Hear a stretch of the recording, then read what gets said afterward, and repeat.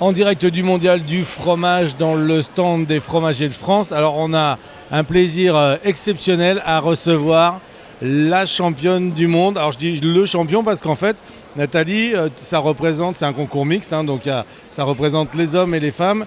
Et depuis hier soir, vous êtes champion du monde des fromages. Félicitations. Vous représentez la Belgique. Bien sûr. Voilà. Alors c'était la première fois que vous participiez à ce concours ? Ça fait la 3e fois. Et alors donc, sur les 2 autres fois ? J'ai fait 2013 médaille de bronze et 2015 aussi médaille de bronze. Est-ce que vous vous êtes préparé différemment cette année ? Est-ce que l'expérience des 2 autres participations vous a permis peut-être d'approfondir et de travailler mieux certains secteurs ? J'ai surtout appris à gérer le temps parce que ça c'est très important.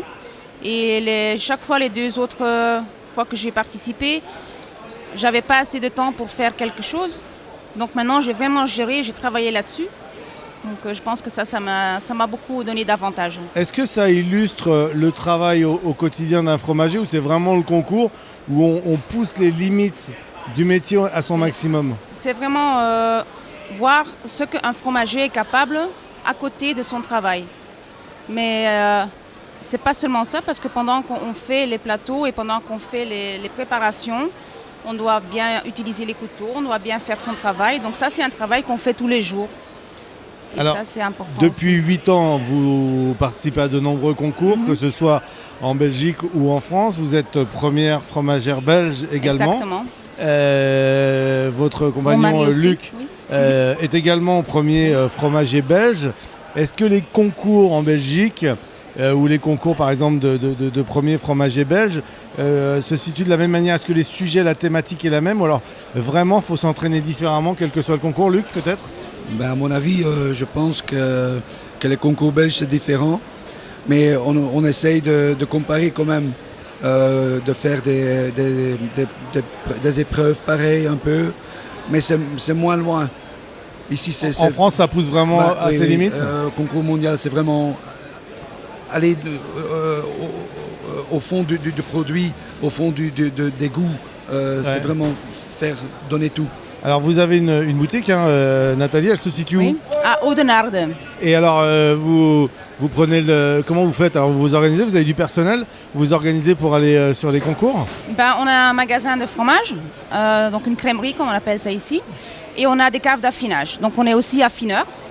On achète tout directement. Et on livre aussi aux restaurants.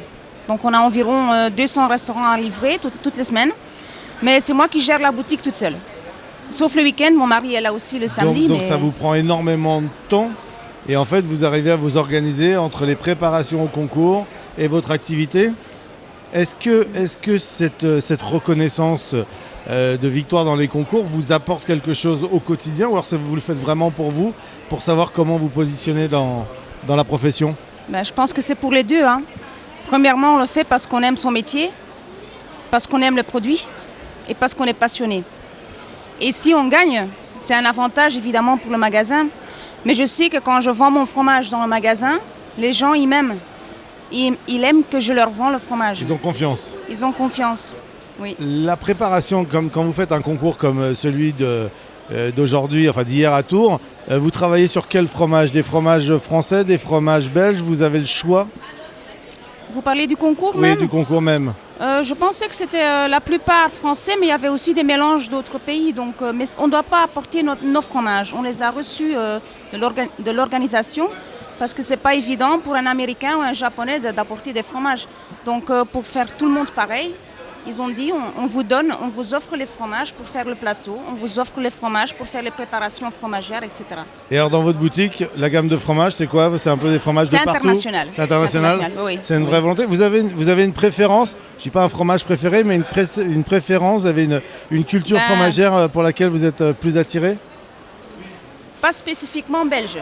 J'ai par exemple choisi pour le concours un fromage suédois qui s'appelle le Wrangebäck. Et pour moi, à ce moment-ci, c'est mon fromage préféré. J'en suis fière. Très bien.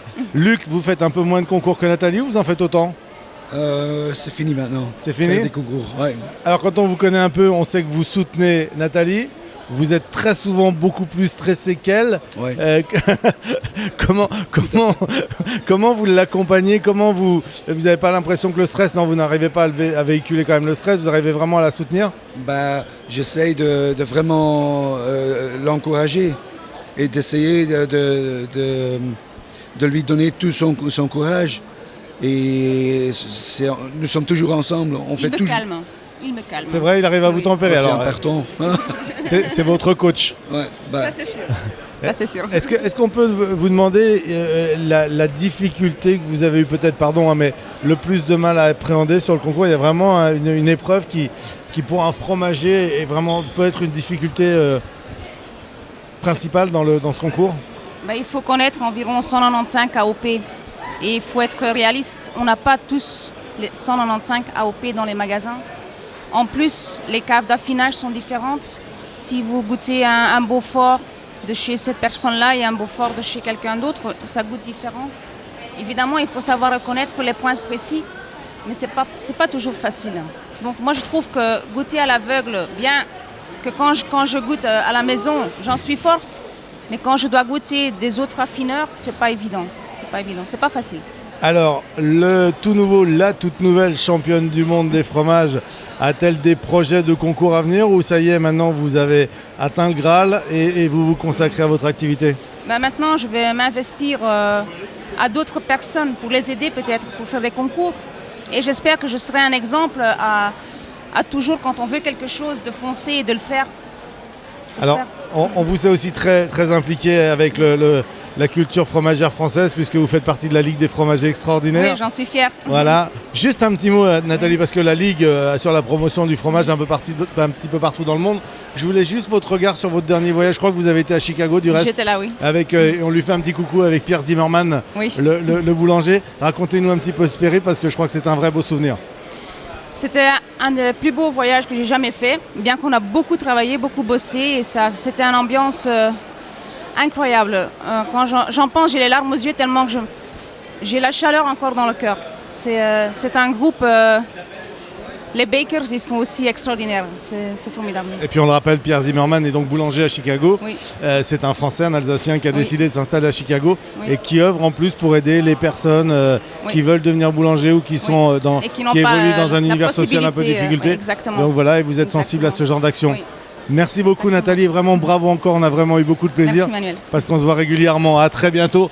Merci, on se retrouve dans l'après-midi avec d'autres informations.